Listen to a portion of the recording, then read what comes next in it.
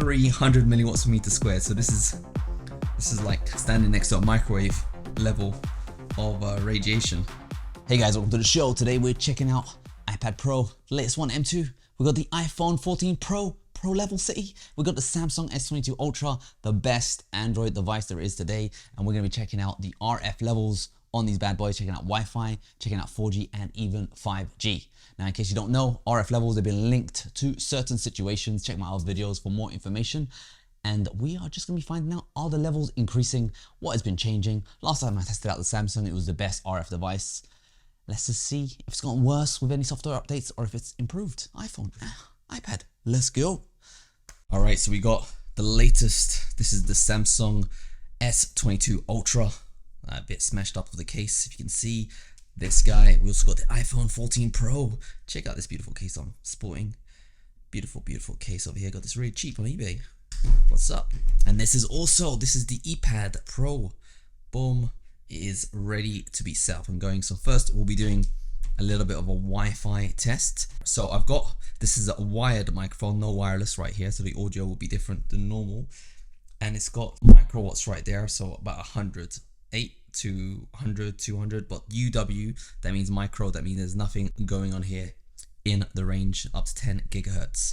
Run my speed test and you can see it shoots up about 10 milliwatts per meter squared. 15 milliwatts per meter squared is the highest I can see, and this is downloading at 60 megabits per second. So now I've got the iPhone, put it on airplane mode fully, Bluetooth, go into Bluetooth settings and turn it off twice. So now it's purely just on Wi-Fi over here. I'm going to run the speed test. So downloading this RF device can't detect it, which is bizarre. However, when it's uploading, look at it again, 50 to 60 to 50 to 60. We're going up to 70 milliwatts per meter squared. When it's uploading, the highest I've seen is 75. So Wi-Fi, the same speeds, iPhone and Android, except the iPhone's using 5 times more RF than the Android, getting the same speeds, and that's pretty interesting as it is. And let's go to the iPad and let's see if it's an iOS specific situation, and it's downloading way faster, twice as fast as the iPhone and Android. Nothing's happening here on the detection, so it must be using a different range that this guy can't detect. But the highest it's getting is around 30, 28, 32. So this guy is a special device. This guy was getting 30, which is twice as much RF as Samsung. However, it was going twice, well, at least 50% faster speeds. So it was using more RF for a reason. However, this iPhone, it was shooting up to 75 milliwatts per meter squared, but it was going at a much slower speed. Maybe what it is, I'm just thinking about it right now, maybe because the iPad is large, maybe it needs to be closer to where the actual antenna is. So maybe the antenna would be on this side and there's a bit more attenuation, a distance for the RF to dissipate into the air, whereas the iPhone is smaller. So you're a lot closer to the antenna wherever you are. Now, let's go back and we're going to be doing cellular testing. On mobile data with the screen on, we're getting 60 milliwatts per meter squared. It's just buzzing away with the screen on. It's probably uploading 78 milliwatts per meter squared. So it's buzzing away. It's doing all the downloads and uploads that Androids do. I'll run the speed test anyway. So if you're downloading stuff, streaming, going on YouTube, we're downloading at 30 megabits a second and it's using 67, 70 milliwatts per meter squared. So it went up to 80 right there.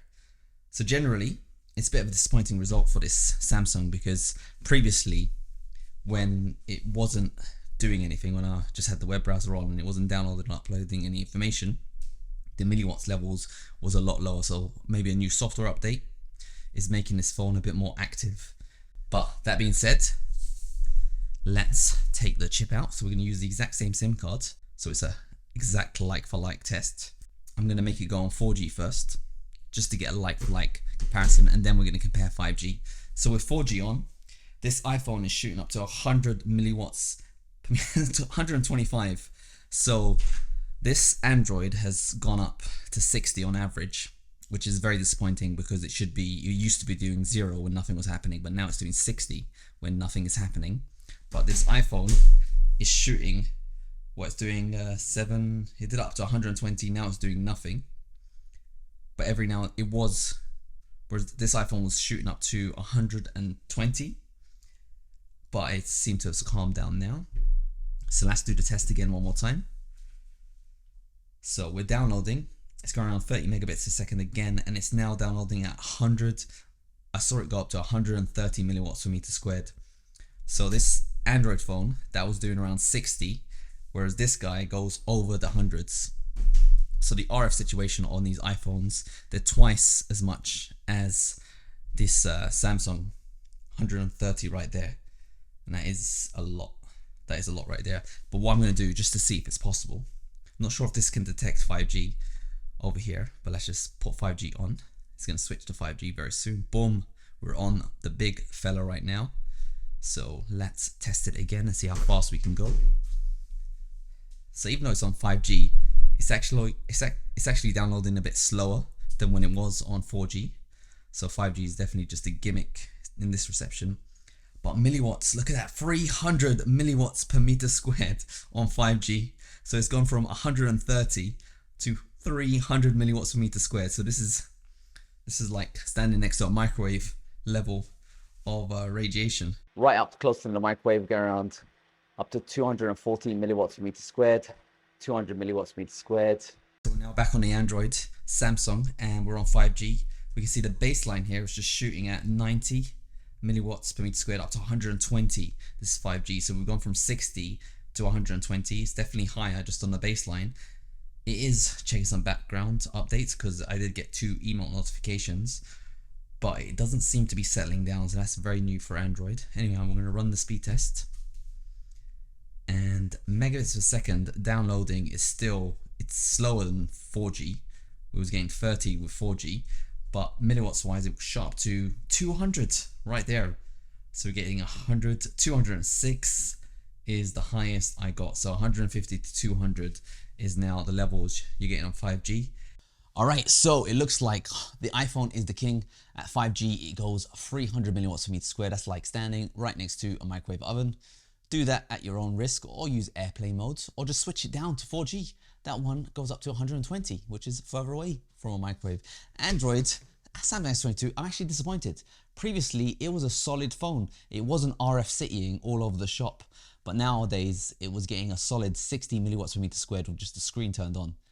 I don't know what it's doing. That's very mysterious. I do have some apps. Maybe they're trying, I got a Tesla app. Maybe that's doing something. I have to do some more research.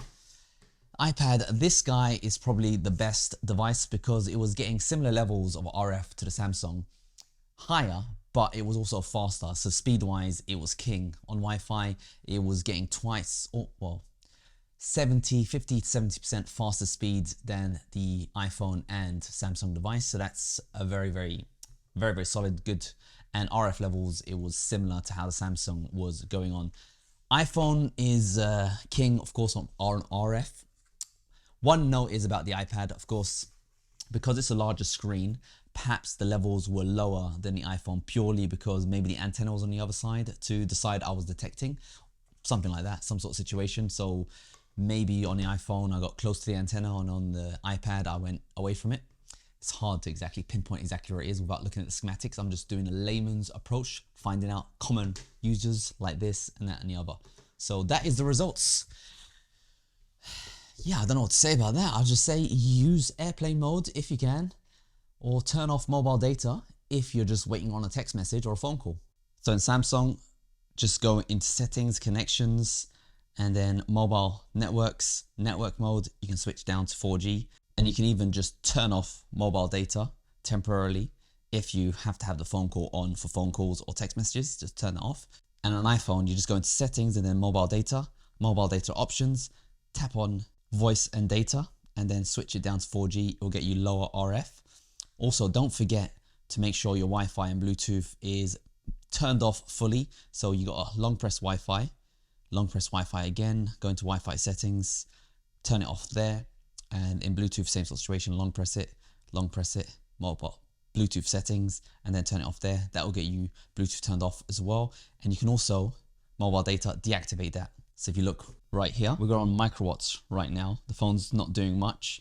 Whereas if I turn on mobile data, that's when the milliwatts shoots up to 80, 180, 85, 75. Because the levels on phone calls and text is a lot less than when mobile data is just ramping about. When mobile data is on, all the apps in the background are just doing stuff. Some stuff is happening. And I did this test with Bluetooth turned off on all of them. When you turn on Bluetooth nowadays, they all have their own Find My network. So that's always constantly buzzing away. So yeah, that was a quick roundup of the situation happening on the iPhone, on the Android, and on the iPad, even up to 5G. First 5G RF test we did on this channel. I've always had it disabled. Before they were charging me money. They wanted like a lot of money for me to pay for 5G, and I was like, I'm never paying for it. And then they gave it to me for free, and I always turn it off.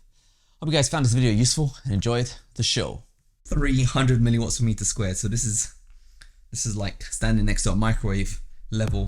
Whether smartphones could actually cause cancer from the radiation that they give off. Below the visible section, I regard that all as completely safe. The study found no direct correlation between RF radiation and ill health effects. The official United States government says right there on the screen, clear evidence linking mobile phone radiation. Your cell phone radiation may just be more dangerous than... Of course, you stick your head up to your shoe phone for 24 hours a day. So we found abnormal brain function in all of the firefighters we examined. I know scientifically that putting up these cell phone towers is safe. Right up close to the microwave ground. Legends say that light used to be white before